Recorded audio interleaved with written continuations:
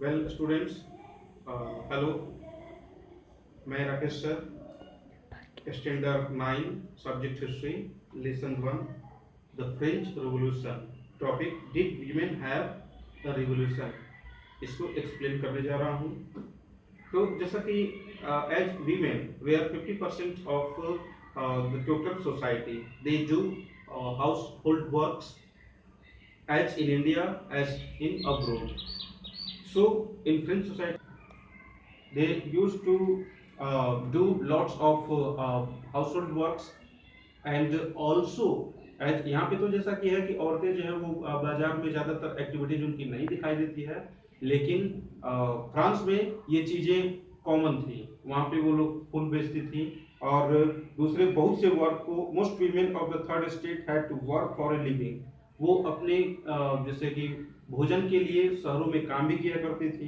Their main work was, उनका काम कौन कौन होता था?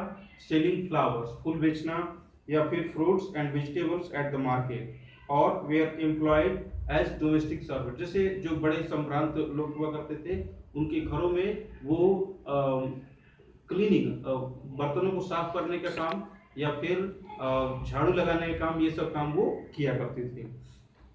सो दे हैव इम्पोर्टेंट पार्ट, उनका जो पार्ट था वो काफी इंपॉर्टेंट था फ्रेंच सोसाइटी के अंदर, लेकिन they have no value as voting rights was denied by Robespierre and by Napoleon and all. तो सबने वीमेन को सिटीजन के लिए नहीं सिलेक्ट किया था, उनको पैसिव सिटीजन की तरह यूज किया गया था, नॉट एज एक्टिव सिटीजन। तो only elite class girls, so women in working class were not given the chance to education। सीधी सी बात है, जो औरतें काम करने के क्षेत्र में रहती हैं या फिर जिनका लगातार जो है वो शॉप पे रहना पड़ता है, फूलों की दुकानों पे रहना पड़ता है, या फिर क्रॉकरी पे रहना पड़ता है, या फिर उनको किचन जॉब में रहना पड़ता है, तो उनको पढ़ने का टाइम नहीं मिलता है। और उनके साथ साथ उनकी जो गर्ल चाइल्ड है वो भी उसी तरह के वर्क्स में इन्वॉल्व होती हैं। So they have not to given the right to education, उनको पढ़ने का चांस बहुत कम मिलता था। ओनली एलीट क्लास वीमेन और girls, they have given the chance to read. तो शिक्षा बहुत कम लोग, यानी 10% लोगों के हाथों में शिक्षा थी। और उसमें भी working women had also to care for their families. जो काम करने वाली औरतें होती थी, उनको पढ़ाई के साथ साथ घर को संभालने की भी शिक्षा लेनी होती थी और घर को संभालने में मदद भी करना पड़ता था। छोटे बच्चियां जो होती थी वो घर को संभालने में मदद करती थी, और जो औरतें होती थी वो घर को मैनेज करती थी, साफ सुथरा रखती थी, यानी उनका अधिकांश ध्यान जो होता था और हाउस केयर में ही बीत जाता था। और वो ज्यादातर पुरुषों की देखभाल करने में, बच्चों की देखभाल करने में ही उनका समय इन्वेस्ट होता था। तो इससे ऊपर उठकर वो कुछ करना चाहती थी। That is cook, fetch water, Q for bread and look after the children. तो उनका अधिकांश समय क्या होता था? पहले तो ब्रेड की लाइन लगानी पड़ती थी, जहाँ पर उनको खाने के लिए ब्रेड मिलता था। इसके अलावा उनको पानी भर के लाना होता था, दूध लाना पड़ता था, या फिर वेजिटेबल्स लाना होता था, और बाकी घर के कामों को जो है वो सजाना संवारना, ये सारा कुछ करना होता था। इसके अलावा यदि बच्चे बीमार होते थे तो उसकी सेवा भी उनको करनी होती थी। After doing maximum works, women condition was not good. इतना सब काम करने के बाद अब वो, उनकी कंडीशन ऐसी नहीं रह जाती थी कि पढ़ने का कोई भी उसमें एनर्जी शेष बचा हो। In order to discuss and voice their interest, women organise. अब क्या हुआ कि औरतों ने इससे आगे कुछ करने के लिए अपने ऑर्गेनाइजेशंस बनाने शुरू किए। कोई भी पॉलिटिकल ऑर्गेनाइजेशन तभी कारगर होता है जब समस्याओं पर डिस्कस की जाती है। What was the main problems? तो मेन प्रॉब्लम औरतों के पास बहुत सारी थी। सबसे पहले प्रॉब्लम ये हुआ करता था कि औरतों को लाख काम करने के बाद भी उनको कोई अधिकार प्राप्त नहीं था, उनको वोट डालने का अधिकार नहीं था, उनको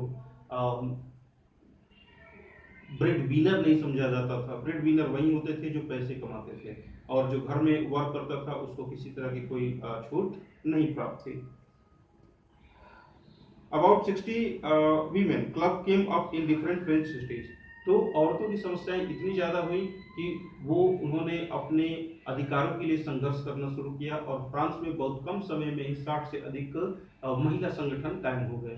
इन महिला संगठनों ने अपनी आवाज को बुलंद करना शुरू किया, और उनकी पहली डिमांड थी freedom and after that right to vote. उन्होंने वोट डालने का अधिकार मांगना शुरू किया।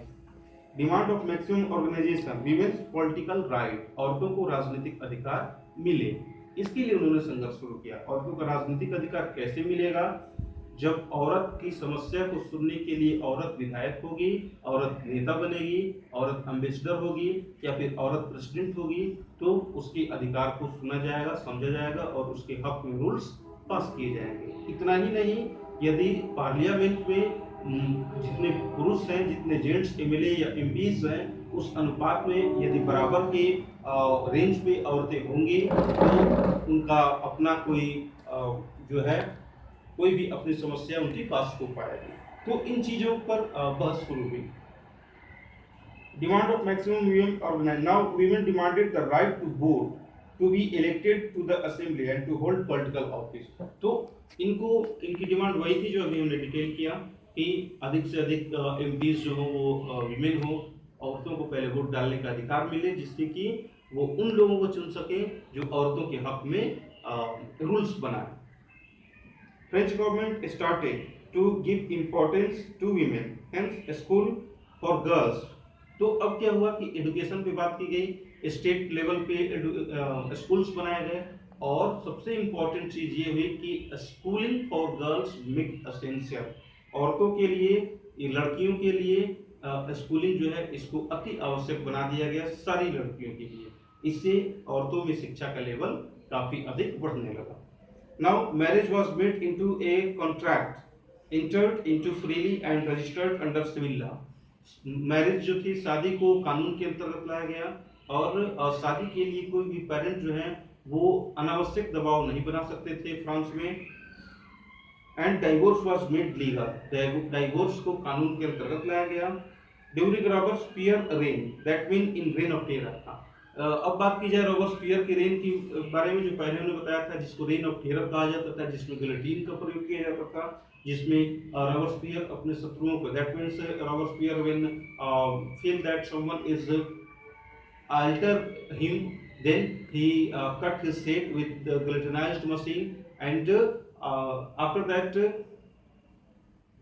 Robespierre lost his favor in his own party। So तो रेन ऑफ टेरर के दौरान क्या हुआ था कि औरतों के अधिकारों को बैन किया गया और उनकी पॉलिटिकल एक्टिविटीज को भी कंट्रोल किया गया। Women's movement for voting right and equal wages continued for.